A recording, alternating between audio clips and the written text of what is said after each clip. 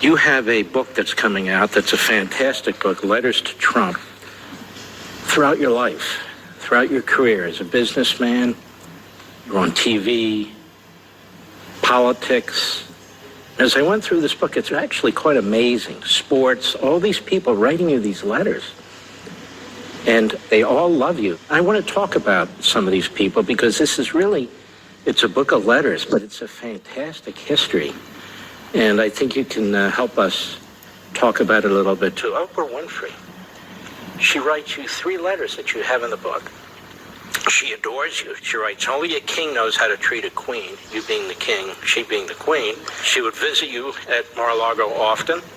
And now she says, well, that was 20 years ago. What do you make of that?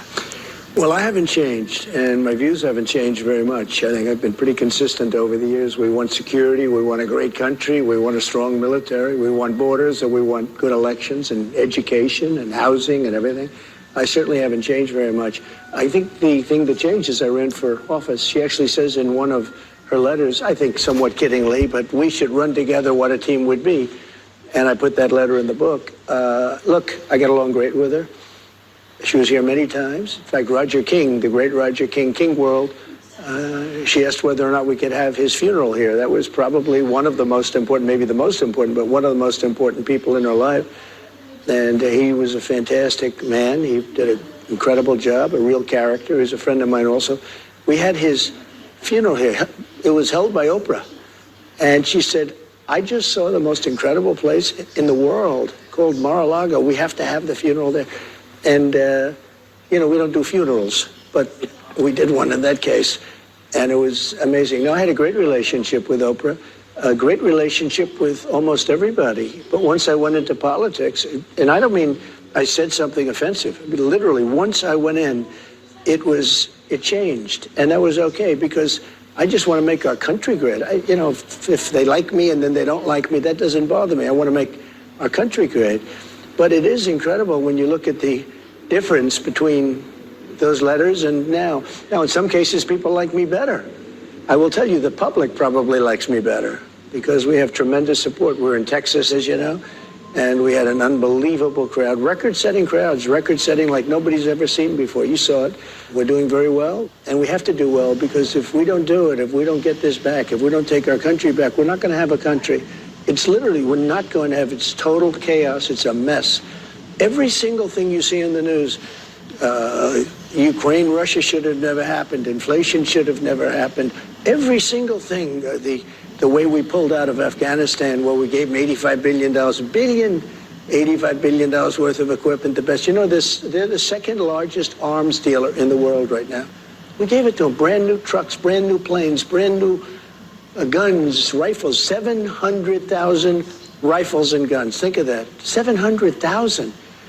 They only need 40,000. Probably not even that. So they're selling the rest, making a fortune. We left it there.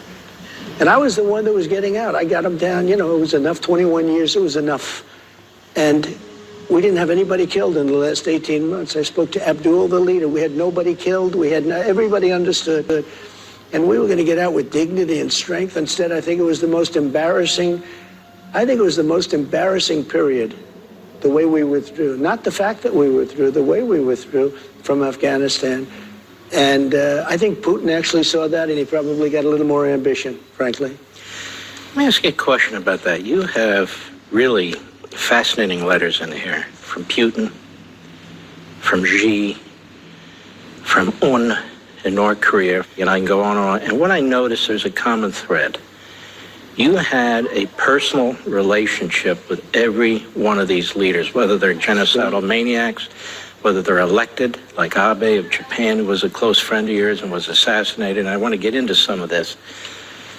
What would you say your foreign policy is? Because I think people keep projecting onto your foreign policy what it is that they think they want people to think your foreign policy is. What would you say it is? So I think more than anything else, and it was a very personal relationship, and it was sort of a weird situation. The tougher they were, the better I got along with them. And that's probably a good thing, because it was the tough ones that had the big, powerful countries, the ones that can do destruction. And when you look at what's going on now with the word nuclear, it's being thrown about every day. Every hour you hear nuclear, nuclear. You didn't hear that at all for 4 years when I was there. You don't discuss that word. That word is a bad word. A bad word, Mark, because the power is so unbelievable. This isn't a world war. This is the end of the world. I don't call it World War III. I call it the end of the world. And we have people that have no idea what they're talking about or what they're doing.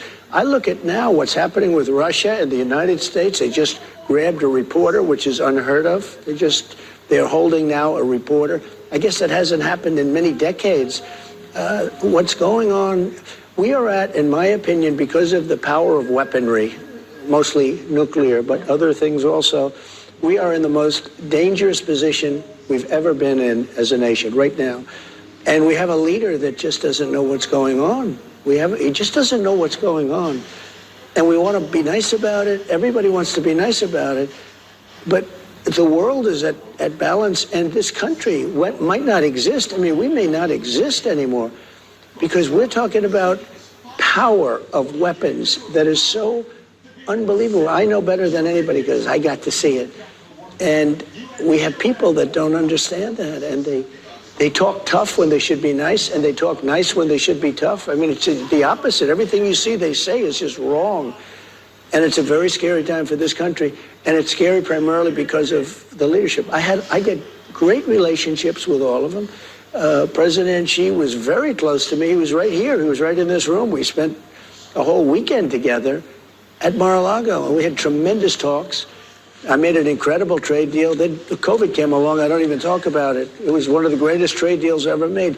Gave our farmers and manufacturers $50 billion. I got $28 billion cash for our farmers, where they literally wrote out checks to my farmers. China did. Nobody wants to talk about it.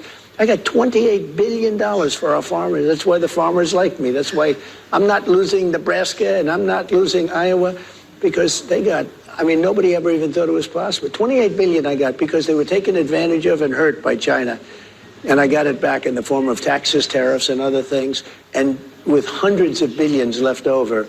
And no other president got 10 cents, and yet I got along with President Xi incredibly well. But I was stopping the rampage. It was the rape of America. That's what it was. It was the rape of America, what China was doing to us. And we had people leading that had no clue. They had no clue. I'm telling you, not 10 cents did we get from China. I got hundreds of billions of dollars. And I gave 28 billion of it to the farmers because they were really taken advantage of and hurt by China. And many other things. I mean, just USMCA, that's Mexico, Canada. Got rid of NAFTA, one of the worst, probably the worst trade deal ever made. It was so one-sided. Now Canada and Mexico want to renegotiate the deal because it's a great deal. We shouldn't do it, by the way, because, you know, for many years they took advantage of us, and now we have a very good deal. I call it a fair deal, but they want to renegotiate it, meaning they're not happy. And nobody thought that was possible. But I would say it was peace through strength. I would say that they viewed us as a strong country. I think they probably didn't really figure me out because, you know, they were concerned about things. Zero chance that Putin would have gone into Ukraine. I used to talk about it. But he knew not to go in, and he wouldn't have gone in. They don't respect our country anymore. They don't respect our leadership anymore.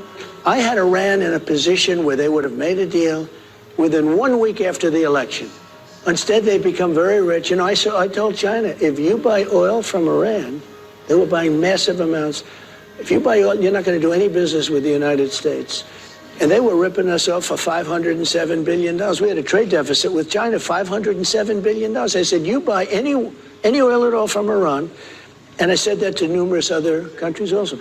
And Iran was coming to the table. They were dying to make a deal.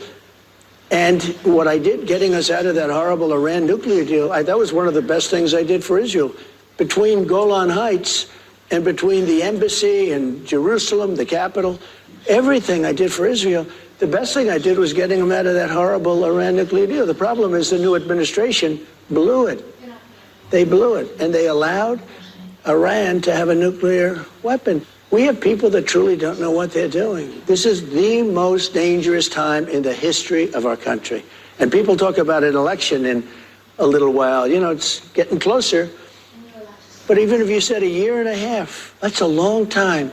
Because the most dangerous thing, said a year and a half, that's a long time.